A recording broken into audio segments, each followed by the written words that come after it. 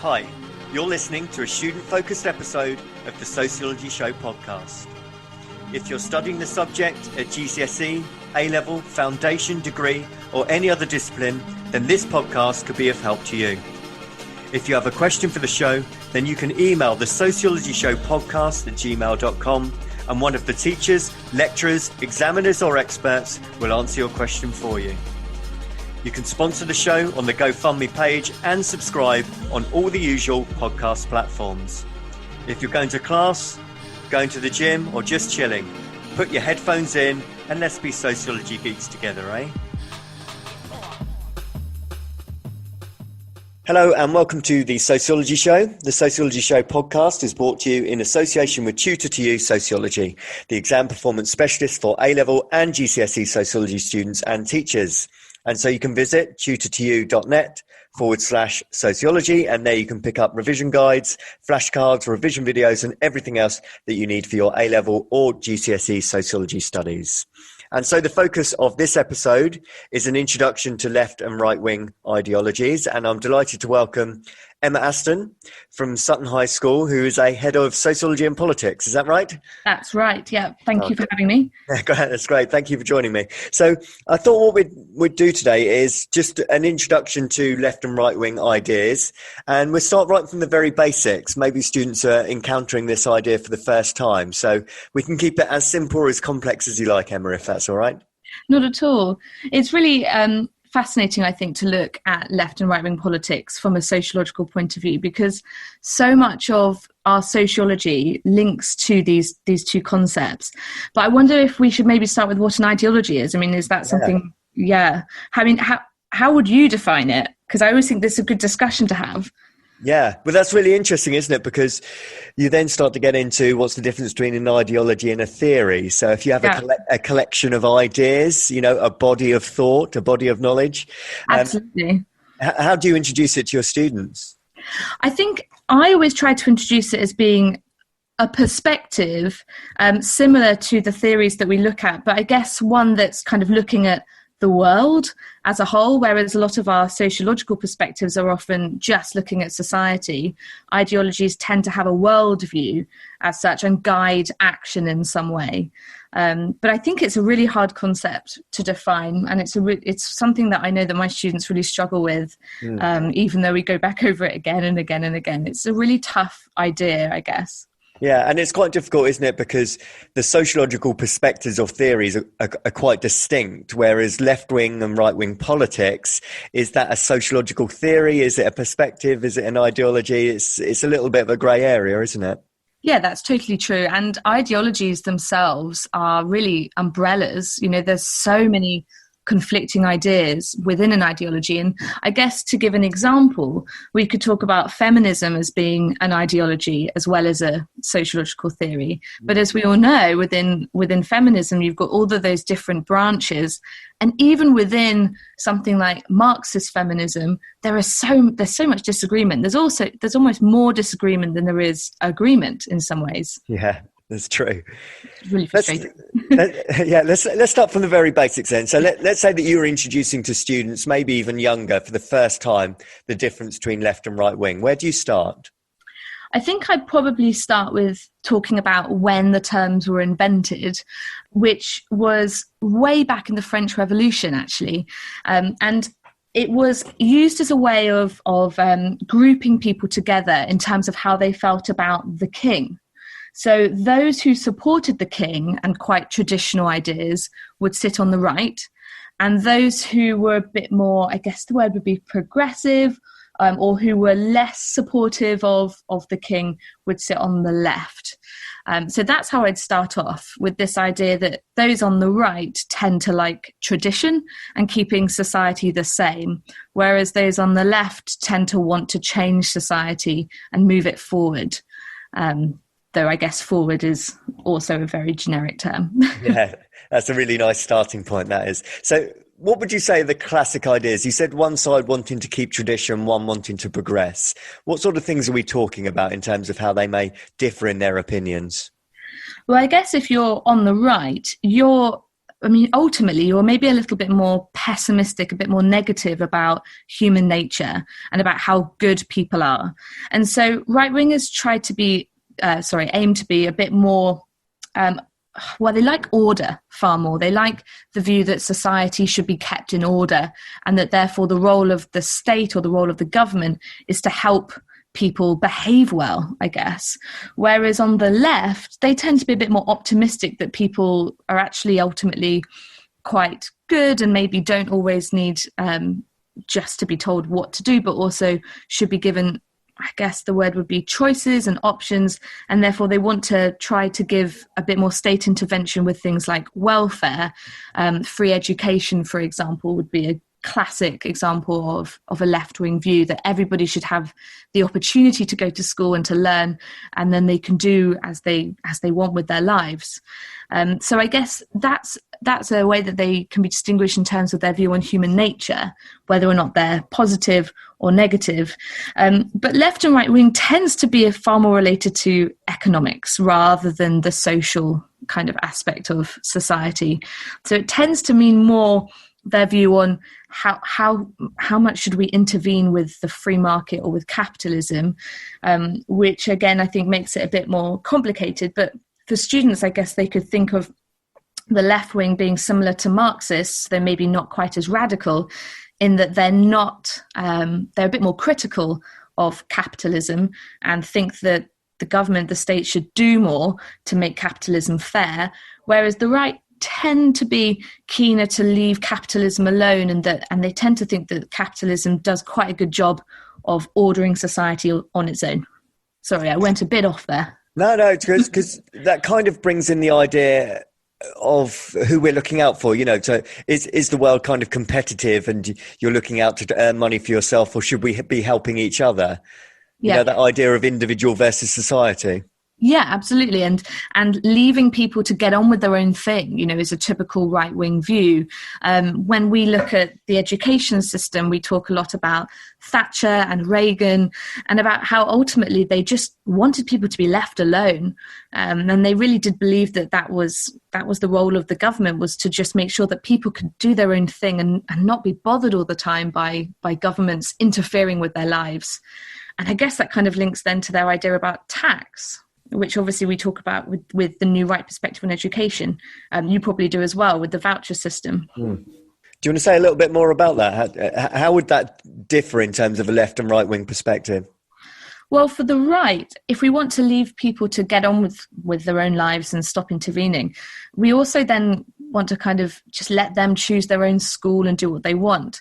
So that's where you get this idea of a market system for schooling, that schools shouldn't be told what to do by the government as much as people shouldn't be told what to do.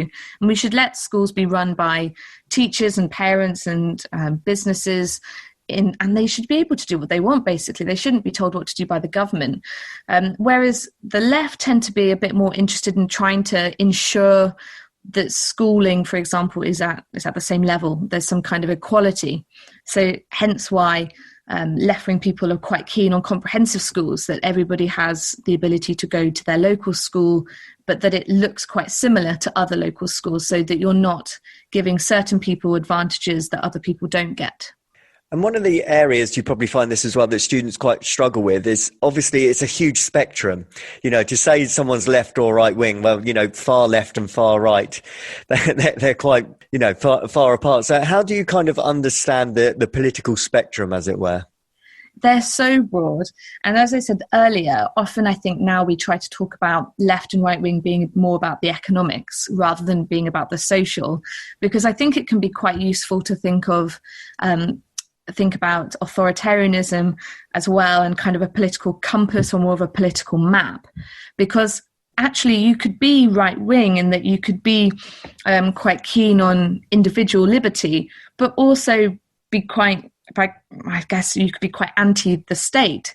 So often now when I'm talking about politics with my students, is we have a go at the political compass, which is a website you can go on, and it will map you to show you where you fall in terms of left, right, authoritarianism, kind of like big big government, big state, or libertarianism, very little government, very little state. So it's interesting to see then where you fall compared to, for example, somebody like Jeremy Corbyn, or at the moment somebody like Donald Trump, because then it can help, I think, students to situate themselves a little bit and work out what it is that they think. Because it's a really big question, and there's lots of debate in political science about whether a spectrum or a compass, or how best we can lay out all these ideas and how they relate to one another, because it's extremely complicated. And obviously it kind of shifts as well, doesn't it? So, you know, something like being right wing, you would not associate with accepting homosexuality traditionally. But of course, that's not necessarily the case now if you look at some right wing politics or the Conservative government. No, absolutely. And there's another example of ideologies not being particularly useful in that they are an umbrella. I mean, when you talk about right wing, and if you looked at something like the Conservative Party, I mean, that encompasses so many different views, including, as you've already mentioned, a more one nation view of conservatism. And that's less traditional maybe in terms of social attitudes. And I mean, that's the only way we can really understand the changes that they made to laws concerning, you know, gay marriage, etc. So that's often when I talk about that view with my students, is I talk about how, you know, even within the Conservative Party, there's a real difference of opinion about the social world and what's right and what's wrong, even though they still are in the same party. It is really difficult.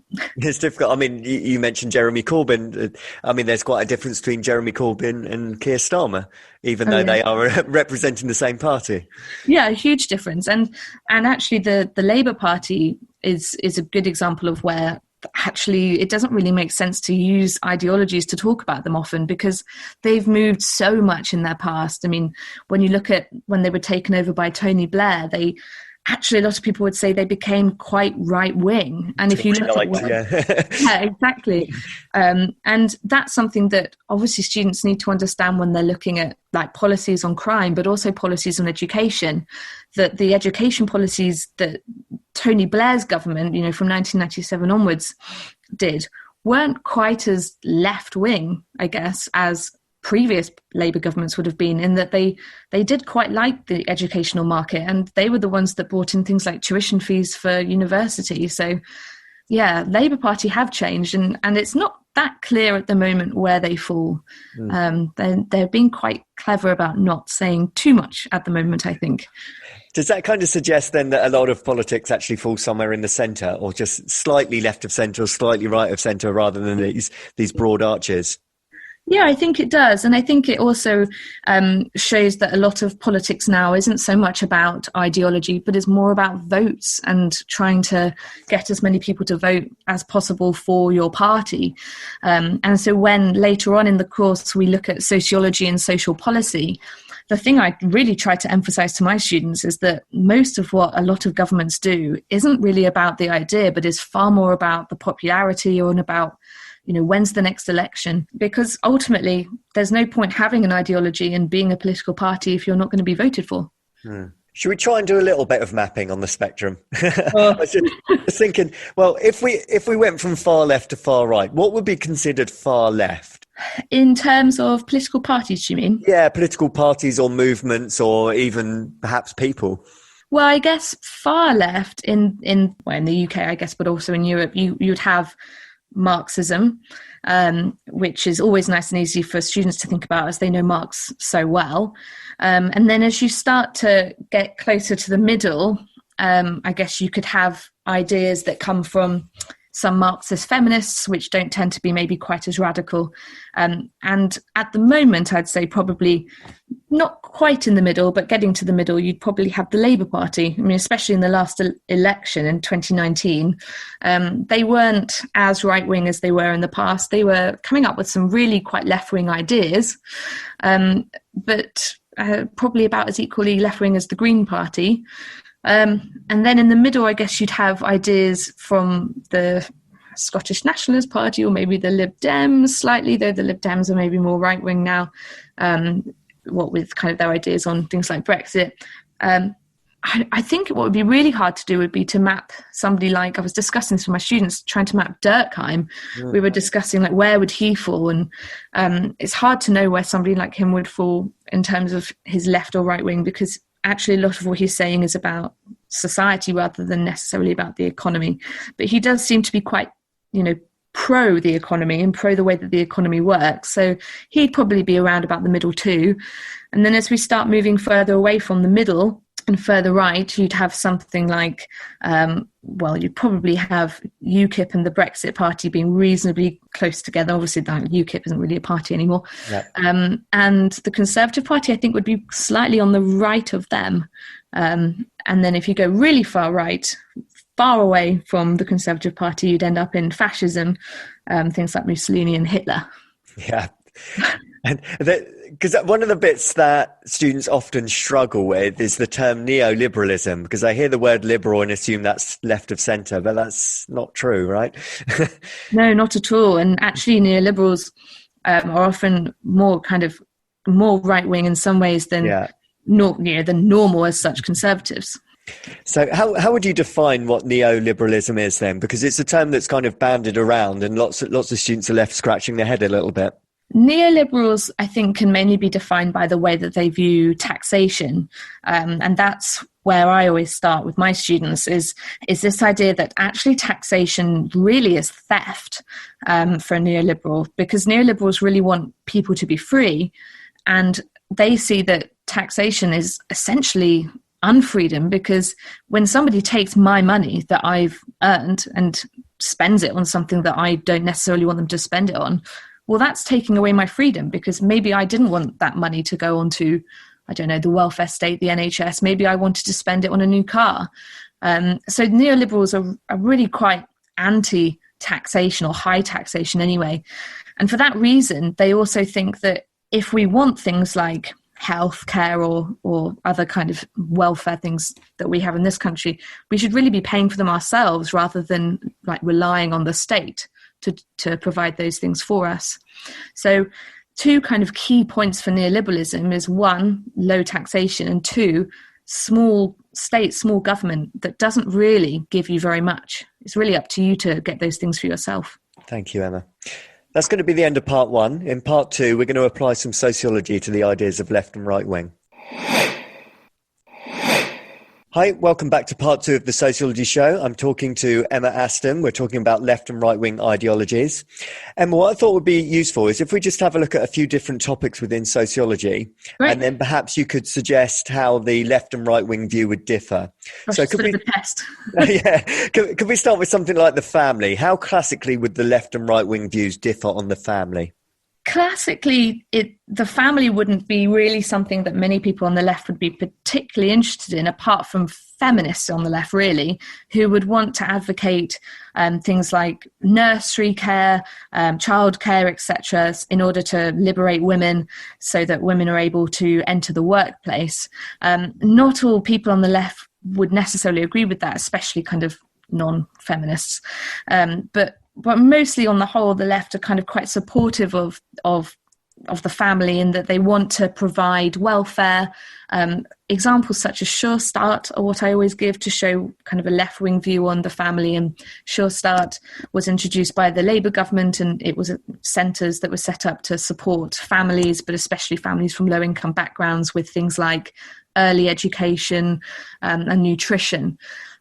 Whereas on the right, there's far more, again, understanding that you should really, your family is up to you, and it's part of, I guess, what they would call the private sphere, in that it's not really up to the government to tell you how to parent, apart from the fact that they would argue that there should be two parents, and biologically male and female on the whole. So most people on the right tend to be quite traditional about their views on the family, in how it should look, but not so keen on kind of intervening too much with how you should bring children up, or giving you money and things like that to help you bring them up. Yeah. And you mentioned a little bit on education already, but maybe we could branch out a little bit more. How else classically is the left and right wing views different on education? Well, the left are far more interested in equality. So for them, education is there to give everybody that same equality of opportunity. So they'd be interested in having schools that offer, equality of opportunity in terms of options for GCSE and A-level, and probably schools that value more vocational work, a bit more, in that there was less of a focus on kind of traditional subjects, whereas the right tend to focus far more on, I guess I'm calling them traditional subjects, but they're not necessarily that traditional. Yeah.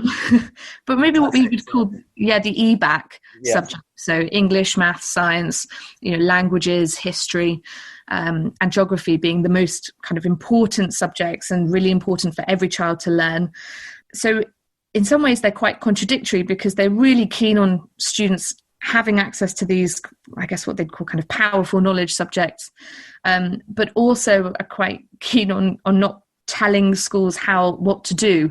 So when the New Right brought in the national curriculum, it was seen as quite a contradiction, because they also really wanted schools to offer choice to parents because of parentocracy. They really believed that the parents should be the ones in charge of their child's schooling.